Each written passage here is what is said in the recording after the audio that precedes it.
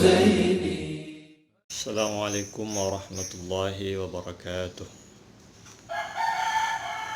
الحمد لله رب العالمين، إياه نعبد وإياه نستعين على أمور الدنيا والدين، والصلاة والسلام على أشرف الأنبياء والمرسلين سيدنا ومولانا محمد وعلى آله وصحبه أجمعين، أما بعد.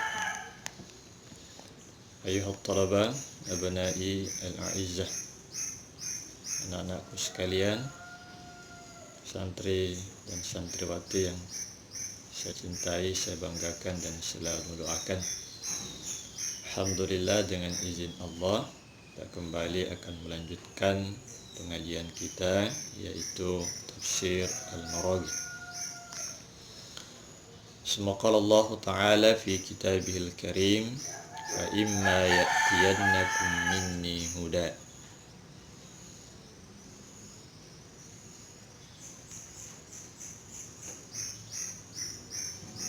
Tempo hari kita sudah terjemahkan itu pada pengajian-pengajian yang lalu, yaitu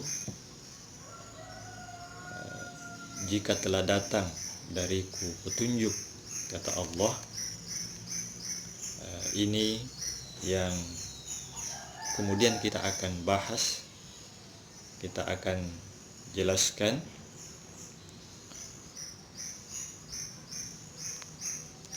Al-khitabu li Adam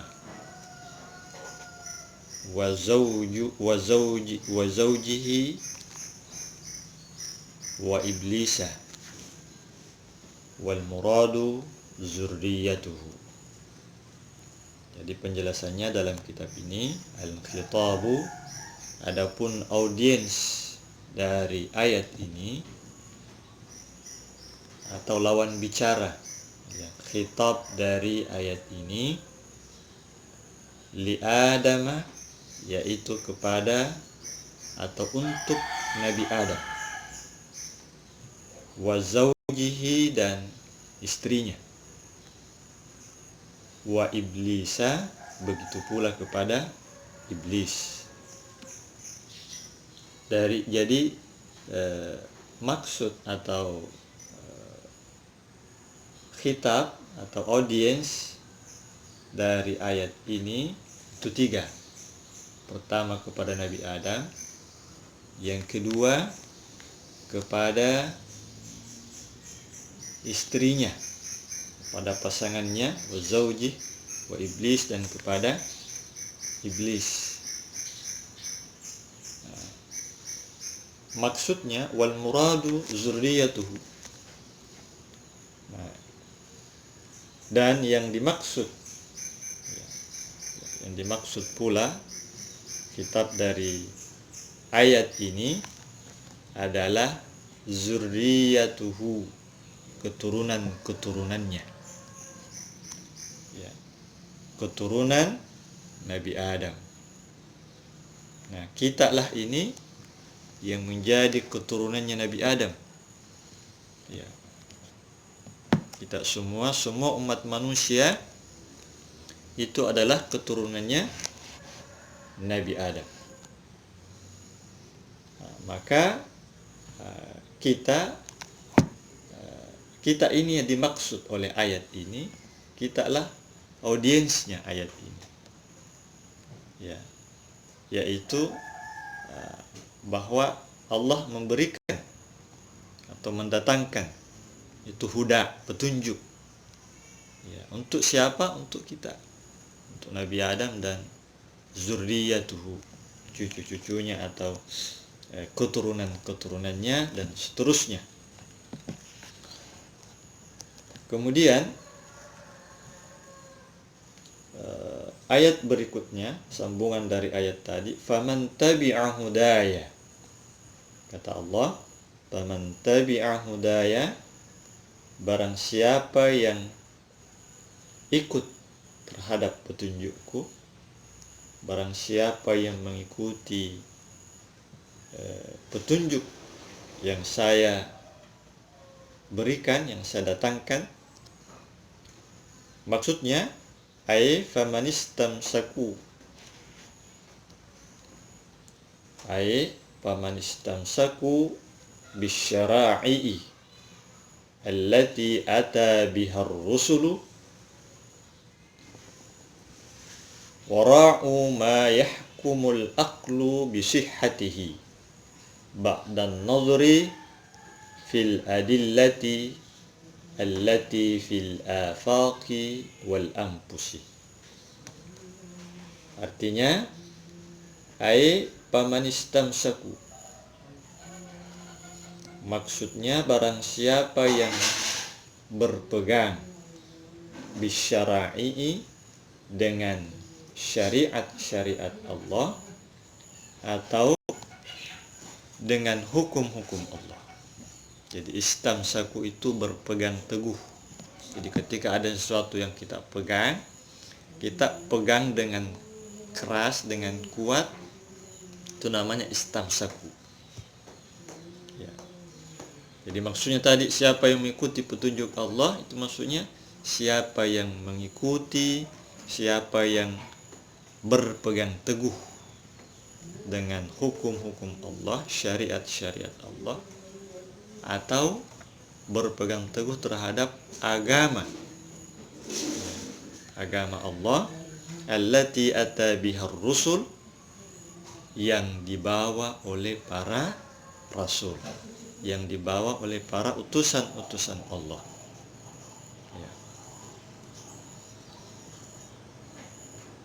Sebab para rasul yang diutus oleh Allah Subhanahu wa ta'ala datang membawa syariat, membawa agama, dan itu semuanya dari Allah, dan hukum-hukumnya, ajaran-ajarannya semua sama.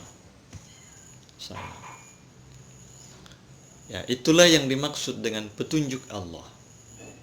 Yang dimaksud dengan petunjuk Allah adalah syariat yang Allah turunkan, ya, melalui para rasul.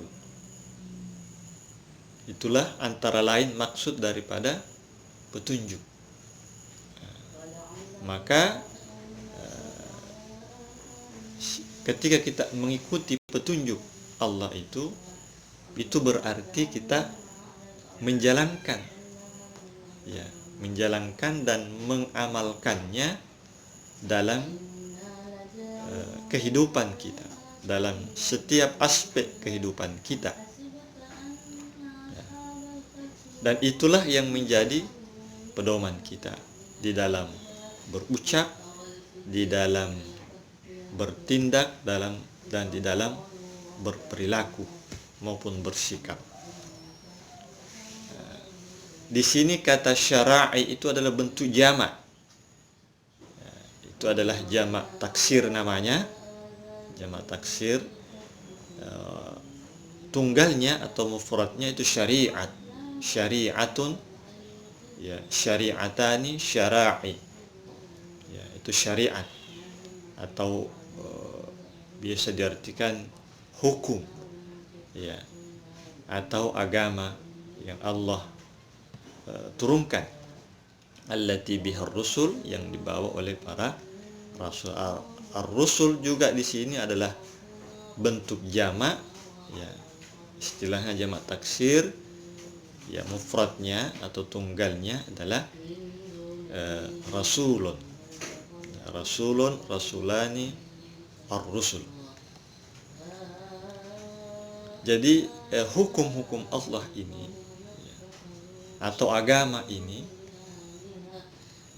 taruhlah kita katakan sekarang yang agama kita ini adalah agama Islam. Setiap ketentuannya itu akan itu menjadi hidayah, menjadi petunjuk. Maksudnya akan menunjukkan kita ke jalan yang akan menyampaikan kita kepada Allah, atau paling tidak akan menyampaikan kita ke tempat yang damai, ya, ke tempat yang damai, yaitu al-jannah atau surga. Ya. Karena kata makna lain daripada syariat itu adalah jalan. jalan, syariah, jalan. Nah, dari kata itu juga ada namanya istilah syariah. Itu diartikan jalan. Jadi agama yang Allah turunkan ini atau syariat ini adalah jalan yang kita tempuh untuk sampai kepada Allah. Jadi ketika ada seseorang itu berjalan di atas syariat Allah atau sesuai dengan ketentuan-ketentuan agama Allah, maka dia akan sampai ya, selamat ya, kepada Allah dan sampai ke tempat yang damai. Sebaliknya, jika seorang itu berjalan di luar daripada syariat atau di luar daripada ketentuan agama Allah, maka dia tidak akan sampai. Itulah yang disebut dengan orang yang tersesat, karena dia tidak berjalan sesuai dengan syariat atau ketentuan Allah. Dan supaya kita senantiasa diteguhkan atau diberi ketetapan agar tetap ya sesuai dengan syariat Allah, maka kita selalu berdoa kepada Allah. Paling tidak 17 kali kita berdoa di dalam salat kita. Ketika membaca surah Al-Fatihah, kita selalu membaca ya ihdinas siratal mustaqim, ihdinas siratal mustaqim. Ya Allah, tunjukilah kami siratal mustaqim, jalan yang lurus. Maksudnya itu adalah jalan lurus adalah agama Allah atau syariat Allah. Ya, kita memohon agar kita senantiasa diberi petunjuk oleh Allah untuk tetap atau istiqamah menjalankan ajaran agama Allah. Sebab seorang jika bukan pertolongan atau petunjuk Allah, ya kita tidak akan mampu untuk beristiqamah ya menjalankan ajaran agama Allah. Karena itu banyak orang yang kita lihat, banyak orang yang kita saksikan, mereka beragama Islam, mengaku Islam, tetapi kemudian sebagian perilakunya menyimpang dari ketentuan agama Allah. Atau ada hari ini dia berjalan sesuai dengan agama Allah, besok sudah melenceng, sudah menyimpang dari ketentuan agama Allah. Itu berarti tidak istiqomah. Nah, kita akan berupaya supaya menjalankan agama itu terus-terus, bahkan sampai akhir hayat kita, sampai menghembuskan nafas terakhir kita. Karena itu ada ayat di dalam Al-Quran, Allah sampaikan, Allah pesankan kepada kita, ittaqullaha haqqa tuqatih wa la tamutunna illa wa antum muslimun. Ya, bertakwalah kepada Allah dengan sebenar-benarnya, wa la tamutunna, dan janganlah kalian mati, meninggal, illa wa antum muslimun, kecuali ya dalam keadaan berislam. Maksudnya kecuali Anda menjalankan ajaran-ajaran Islam ya, kemudian tiba ajalnya, meninggal. Itu maksudnya wala tamutunna illa wa antum muslimun. Ya, itu antara lain maksudnya kita konsisten, istiqamah dalam menjalankan ajaran agama Islam, dan itulah yang mengantar kita kepada kematian kita. Kemudian ya, wara'u ma yahkumul aqlu bi sihhatihi, dan mengawas atau memperhatikan atau mengawal ya, mengawal ma yahkumul aql, apa-apa yang ditetapkan oleh akal, bi sihhatihi, kebenarannya. Jadi akal ini mampu menetapkan hukum-hukum atau ketentuan-ketentuan bahwa ini bagus atau baik, bahwa ini tidak bagus atau tidak baik. Itu akal mampu untuk memilah antara A dan B. Itu jadi itu kemampuan akal yang Allah berikan kepada kita. Tetapi terkadang akal itu keliru dalam memutuskan sesuatu. Ya, terkadang keliru, karena itu dia harus dipilah. Dia harus keputusannya harus benar. Ba'dan nadri fil adillah. Setelah kita perhatikan, ya, setelah kita perhatikan bukti-buktinya, setelah kita perhatikan dalil-dalilnya. Jadi ketika seorang memberikan pendapat berdasarkan akalnya, ya, atau argumen berdasarkan logikanya, maka harus dilihat dalil-dalilnya, bukti-bukti bahwa argumennya itu benar atau tidak. Nah, Allah Subhanahu wa Ta'ala di dalam Al-Quran itu banyak-banyak menganjurkan kepada kita untuk mempergunakan akal, ya, untuk mempergunakan akal. Antara lain dalam Al-Quran Allah ada ayat begini, afala ta'qilun, afala tatafakkarun. Itu antara lain Allah mengajak kepada kita untuk menggunakan akal kita untuk berpikir, ya, untuk berpikir. Tetapi yang kita pikirkan, ya, akal ini digunakan untuk berpikir, untuk memikirkan makhluk, untuk memikirkan ciptaan-ciptaan Allah yang ada di alam ini.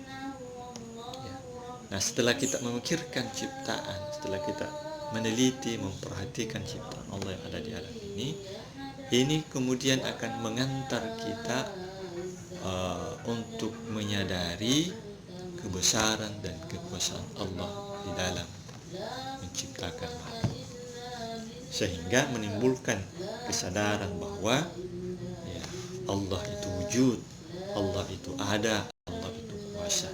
Dan ini bagi orang yang beriman kemudian akan meningkatkan keimanannya, kemudian akan meningkatkan keyakinannya kepada Allah Subhanahu wa Ta'ala. Kemudian perlu juga kita ketahui bahwa akal yang Allah berikan ini itu ada batasnya. Jadi tidak semua harus kita gunakan akal. Ada hal-hal yang tidak bisa dijangkau oleh akal. Ada. Karena itulah Allah Subhanahu wa Ta'ala mengutus Nabi dan Rasul untuk menyampaikan hal-hal yang memang tidak bisa dijangkau oleh akal. Hal-hal itu masuk dalam perkara-perkara gaib. Ya, antara lain itu persoalan kubur, alam barzakh, ya, persoalan roh, persoalan malaikat, persoalan surga dan neraka, persoalan kiamat, ya, persoalan Allah, itu semua masuk dalam perkara-perkara gaib dan itu tidak bisa dijangkau oleh akal. Karena itu tidak bisa dijangkau oleh akal, kita tidak usah mencari-cari, tidak usah berupaya untuk mengakal-akali atau memaksakan akal untuk sampai di sana.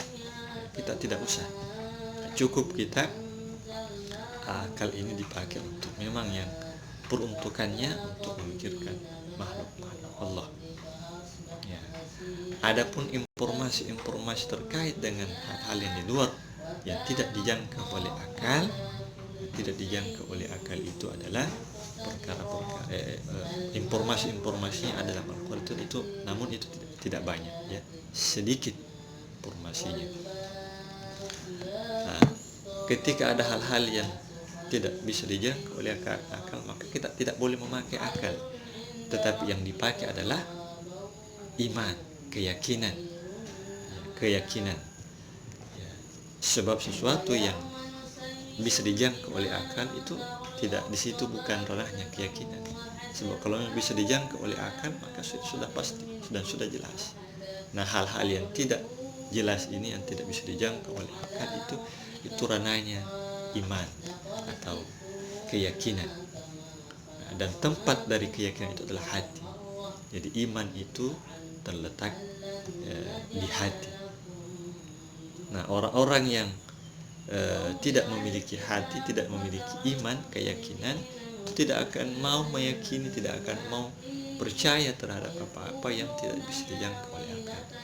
Makanya tidak percaya dengan adanya alam barzakh, alam kubur, tidak ada surga neraka, tidak ada hari kiamat, tidak ada hari akhirat dan seterusnya. Apa? Karena dia hanya fokus kepada akalnya saja.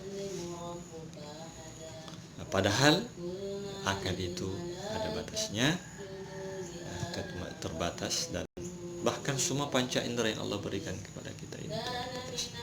Karena itu datanglah Rasul diutus oleh Allah membawa agama ini yang akan melengkapi, yang menyempurnakan akal itu.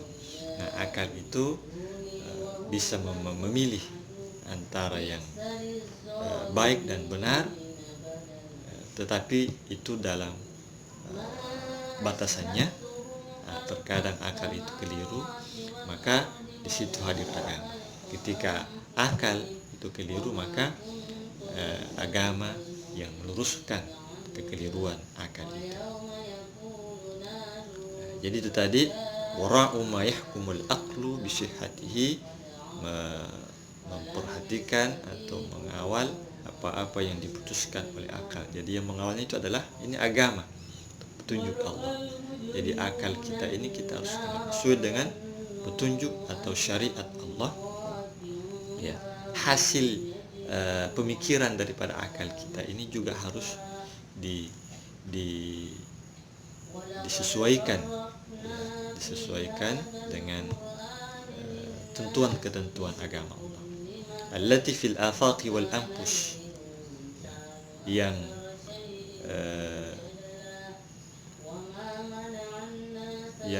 terdapat fil afaq. Jadi fil afaq itu artinya di penjuru alam ini, di afaq, penjuru alam, wal anfus, dan diri kita ini. Jadi petunjuk-petunjuk Allah ini atau dalil-dalil tentang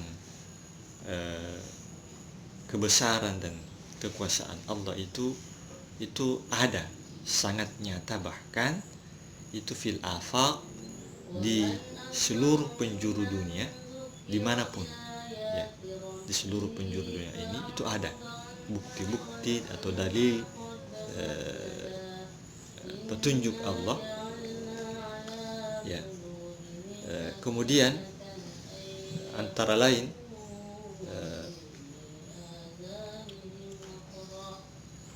bukti-bukti kekuasaan atau kebesaran Allah di alam. Apa yang terjadi sekarang, bahwa alam ini, bahwa dunia ini sekarang gempar, digigirkan oleh yang namanya virus corona. Itu adalah makhluk atau yang diciptakan oleh Allah, itu kecil sampai tidak bisa terlihat oleh mata telanjang kita. Nanti bisa dilihat dengan kaca pembesar atau mikroskop ya.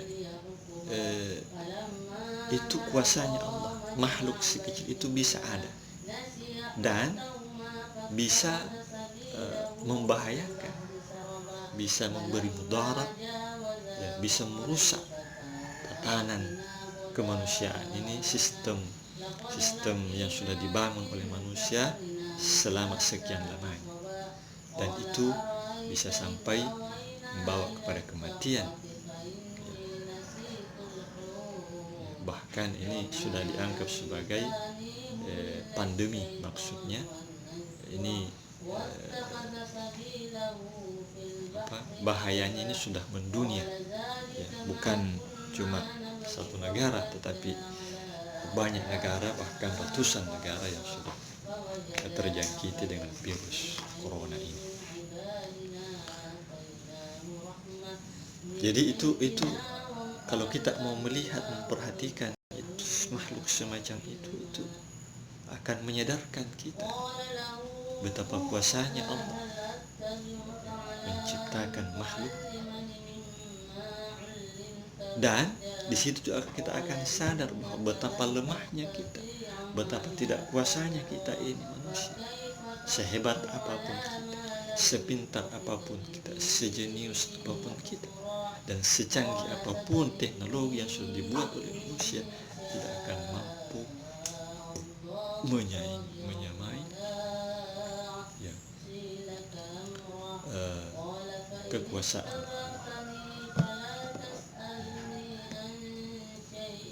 Itu buktinya bahwa makhluk sekecil virus corona ini itu tidak mampu, alat canggih apapun yang tidak mampu membentuk ya laju daripada virus corona ini.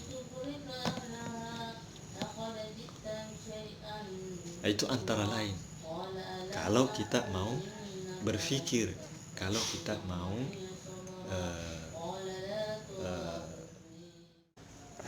ya. Kemudian wal ampusi, pada diri kita ini itu terdapat juga tanda-tanda atau bukti-bukti kekuasaan dan kebesaran Allah Subhanahu wa taala. Ya. Kalau kita mau memperhatikan, kalau kita mau meneliti secara seksama dari ujung rambut kita sampai ujung kaki, itu terdapat bukti atau tanda kebesaran dan keagungan Allah di situ. Bagaimana Allah menciptakan kita, bagaimana Allah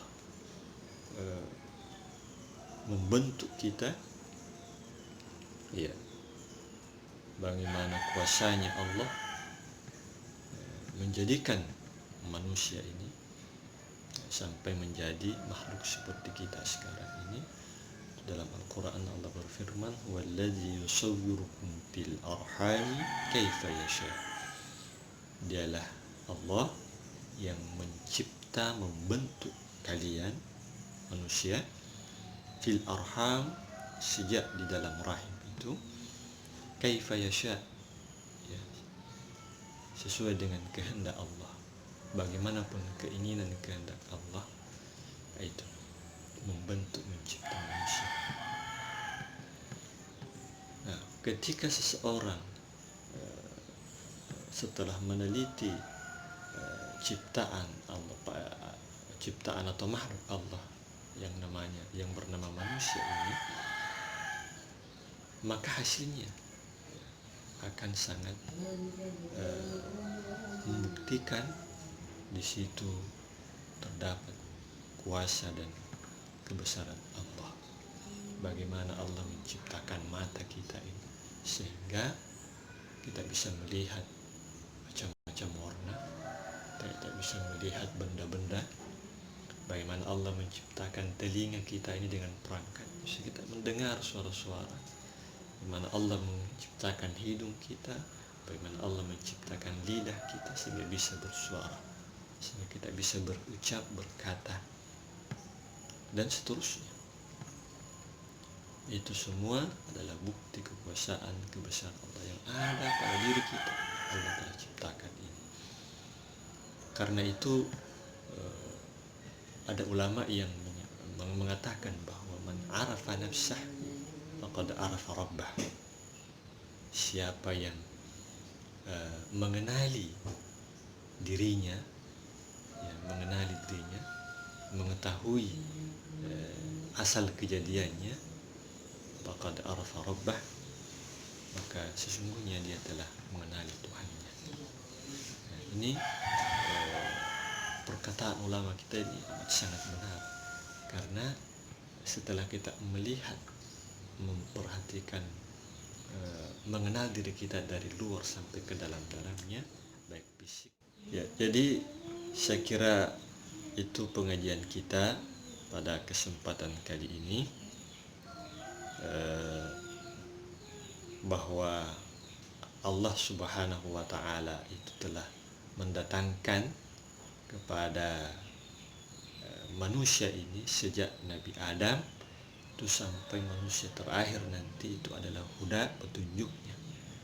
Ya, itu jadi sejak dulu petunjuk Allah itu sudah Allah berikan kepada kita, kepada manusia, dari Nabi Adam sampai kita sekarang ini. Persoalannya sekarang, apakah kita mengambil petunjuk itu untuk kita jadikan pedoman dalam kehidupan kita. Orang yang mengambil petunjuk Allah itu adalah orang yang akan sampai nanti di akhir perjalanannya, sampai di tempat kedamaian, yaitu surga, berjumpa dengan pemilik surga, yaitu Allah Subhanahu wa Ta'ala. Sebaliknya orang yang tidak mengambil petunjuk Allah ini dan tidak menjadikannya sebagai pedoman, maka dia tidak akan sampai di tempat kedamaian. Sebaliknya dia akan sampai di tempat yang penuh dengan kesengsaraan, dan dia tidak akan berjumpa dengan Allah Subhanahu wa Ta'ala. Demikian pengajian kita kali ini. Allahu a'lam bishawab. Assalamualaikum warahmatullahi